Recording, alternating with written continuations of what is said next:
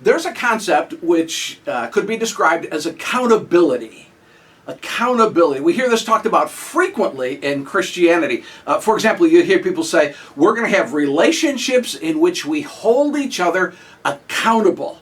I've heard this idea of accountability mentioned frequently at churches many times and at Christian conferences, particularly at Christian leadership conferences. Oh yeah, especially that, and there just seems to be this understanding, and rightly so. By the way, it's a correct understanding. There's this idea that accountability is good, and this is a helpful thing. Even it's important for Christian leaders. And by the way, I've talked about accountability too. I'm in there too, talking about it, talking on numerous occasions. But I'm going to be real honest with you here. I've been thinking about this a lot lately.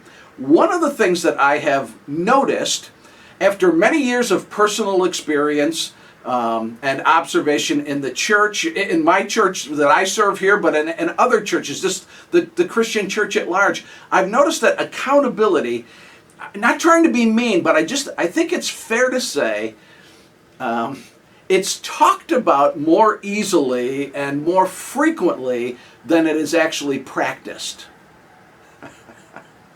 See, like, we know accountability is necessary. Well, we understand enough about human nature. We get it, but we're not so good at practicing it. And by the way, I get that. I get it. Boy, do I understand it. See, if we have relationships of genuine accountability, if we actually do that, what that means, at least in part, is we're granting some people permission. We're giving some people the right to speak into our lives. Maybe even at times and in ways that we don't want them to speak into our lives. I mean, that's kind of the point of accountability, right? They're going to speak into our lives when we need it most and want it least. Here, put it like this. Accountability sounds great.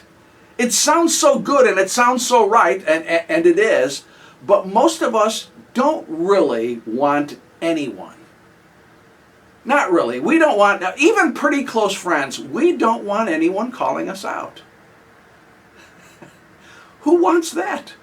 There have been a couple of famous pastors in the Chicago area. I live in the suburbs of Chicago. A couple of famous pastors who've gotten into trouble in the past like year and a half or so, and they've had to step down from their high visibility, like internationally known, highly respected leadership positions, had to step down.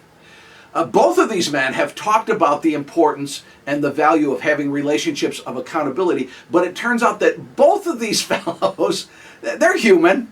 It turns out that both of them were probably a lot better at talking about accountability than they were at actually living it.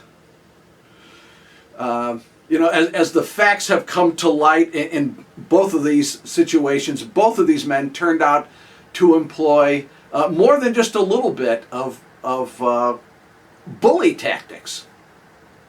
When it came to their personal leadership style. I'm going to go out on a limb here. Call me crazy. I'm going to go out on a limb here and say it's very hard to be a bully and to be in authentic relationships of accountability at the same time. At the same time, those two don't mix very well. So the problem is not this concept of accountability. That makes sense. That's not the problem. That's still a good and a wise idea for all Christians, particularly for Christian leaders. The real challenge, it comes back to these fundamental things again. The real challenge is humility. The real challenge is being humble enough that we would actually be willing to do more than just talk about this idea of accountability. We want to be humble enough. This requires a work of God in us. We want to be humble enough that we would actually really enter into genuine relationships of accountability.